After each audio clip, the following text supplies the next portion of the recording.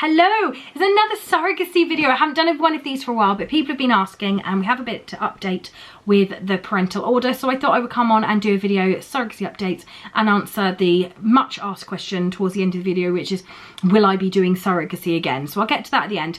So for those of you that don't really fully understand it, in the UK, you have to get a parental order, which takes away mine and my husband's legal rights to the child that I have carried and transfers them over to the intended parents, which are Mark and Mark in my case, were the people you had a baby for.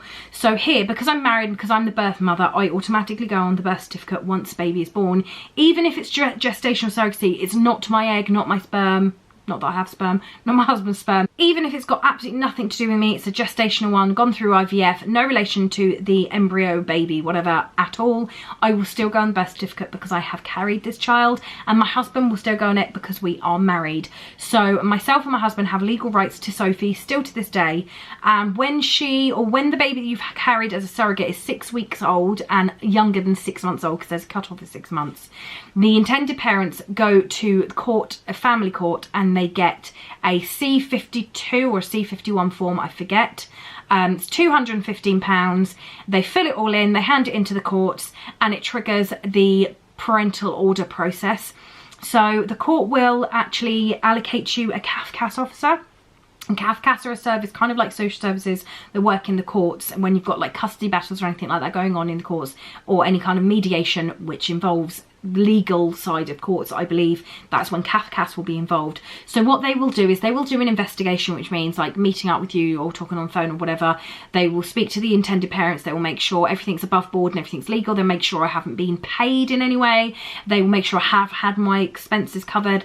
They talk to the intended parents and get all of what happened from them, and then they speak to me and they make sure everything's everything's good. And if at this point, if the ISP feel that the surrogate has taken money of them, taken advantage, they can say this to the CAF-CAS officer, who would then investigate with the surrogate.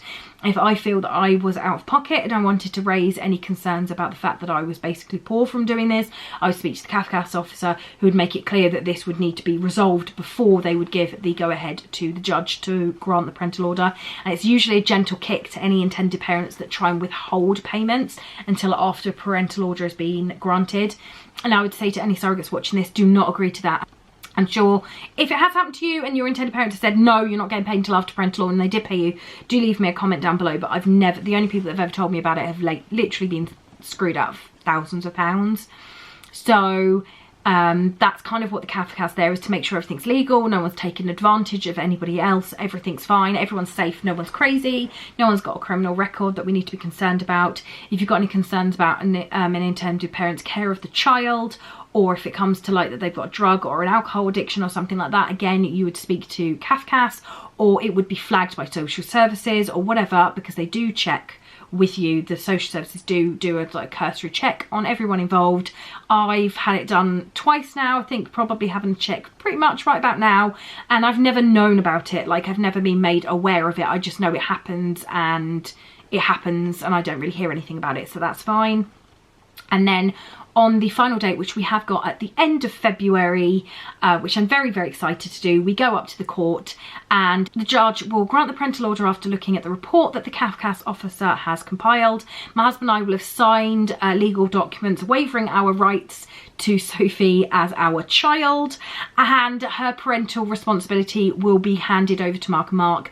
He'll be reissued a brand new shiny, not actually literally shiny, it is still matte, but brand shiny new birth certificate, which will come through the post a few weeks later, which will have parent 1 and parent 2, and their names are on there.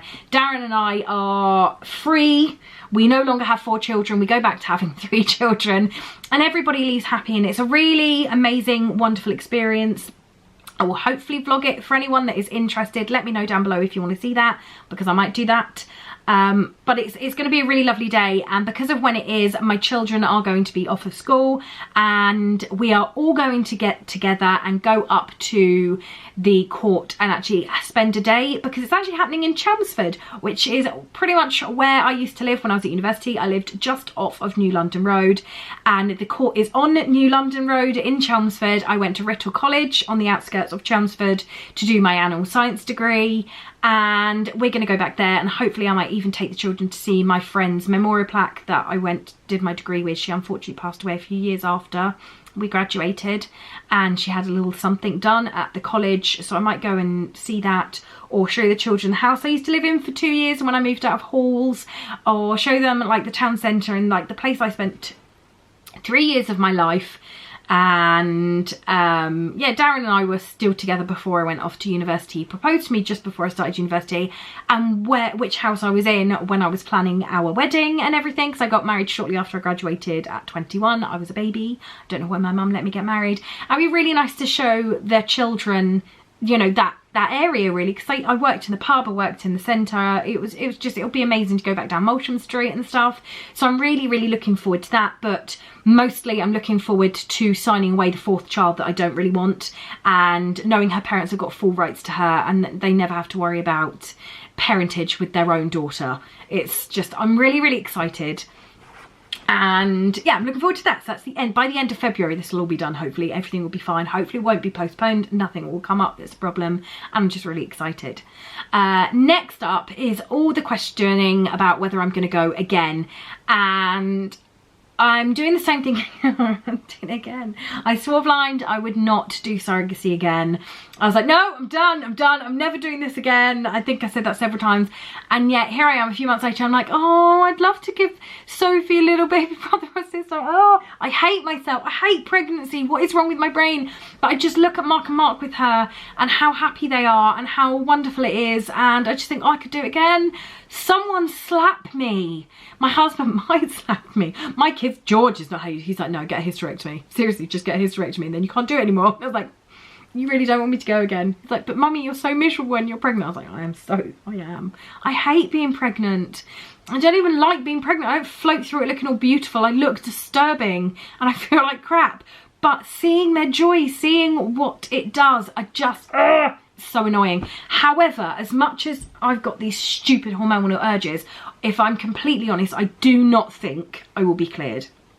I don't think it's a choice for me particularly. I would have to be medically cleared, and as it stands, there is nowhere on this earth that they would clear me to carry again. They wouldn't. I'm too old, too fat, and I've had too many babies. If I could lose weight, if I could get my BMI below 30, and it's above 30, whoops. If I could get it ideally below 28, they might clear me, but I would have to like figure out how to pay for the gym or whatever. It's going to take a long time. So I'm going to see where I am in a year. If I manage to lose weight and it's a healthy way and I'm in a healthy place and I get cleared, then yeah, I would think about it, as long as my family agreed and supported me in my decision.